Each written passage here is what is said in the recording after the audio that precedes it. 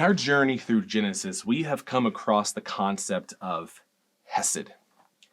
Hesed is used to describe the relationship between God and Abraham. It's used to describe the relationship between spouses, family, and even a community.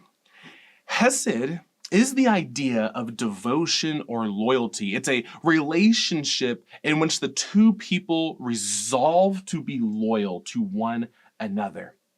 And it shows up in our passage for this week, Genesis 24. Genesis 24 has two dominant themes.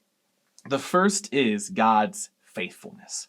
In this chapter, Abraham is nearing his death, and sadly, Sarah has already passed away. This means this moment is contentious. God has promised Abraham many descendants, but so far, he only has one heir, and this one heir, Isaac, is unmarried. So Abraham sends a servant to Abraham's hometown to find a bride for Isaac. After a long journey, the servant is introduced to Rebekah at a well. Rebekah welcomes the servant into her house, and this ends up resulting in the servant being successful, and that success is being able to arrange a marriage between Isaac and Rebekah. Then the text says something I want to focus on. Starting at Genesis 24, verse 62, the passage says this. Isaac went out in the evening to walk in the field, and looking up, he saw camels coming. And Rebekah looked up, and when she saw Isaac, she slipped quickly from the camel and said to the servant, "Who is the man over there walking towards us?" The servant said, "Well, it's my master." So she took her veil and covered herself. And the servant told Isaac all the things that he had done. Then Isaac brought her into his mother's tent, Sarah's tent. He took Rebekah, and she became his wife, and he loved her. So Isaac was comforted after his mother's death. What is striking about this passage is the use of the word love. Love hasn't been used often throughout Genesis. It was used in chapter 22 to describe the relationship Abraham may have had with Isaac.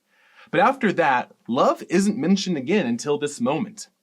What I love about this passage is that it showcases that God is both true to his word, hesed, and he is loving. Notice how it says that through this moment, Isaac loved Rebekah, and she was a comfort for him after his mother died. If we add these two themes together, we understand God as being a faithful and loving God. This is not a fickle love. It's a love that fills the wounds that Isaac had felt due to the loss of family. And it all started at a well. You know, God likes to prove his faithfulness for some reason at wells or near water. We see this when Jacob will later end up at a well as he is running from his violent brother. At a well, Jacob meets his future bride. Joseph, another example, will be thrown into a well, sold into slavery under Egypt, but that moment leads to him being able to save his family from a famine. This happens also in the book of Exodus as Moses finds himself on the run at a well where he is shown hospitality by a woman who welcomes him into her home, and this leads to him being the liberator of his people.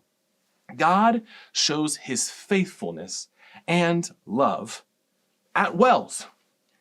In the New Testament, something like this happens again.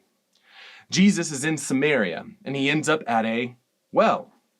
There he meets a woman who is ashamed for reasons that we are not entirely sure. But it is in that moment Jesus meets her, not just where she's at physically, but where she's at spiritually. She comes to find out that Jesus is the Messiah.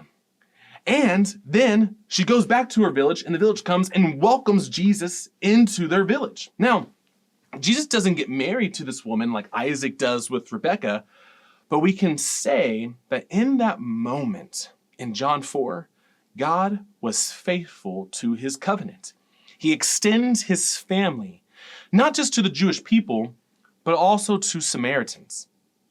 And God's love fills the wounds that the Samaritan woman had felt so ashamed of.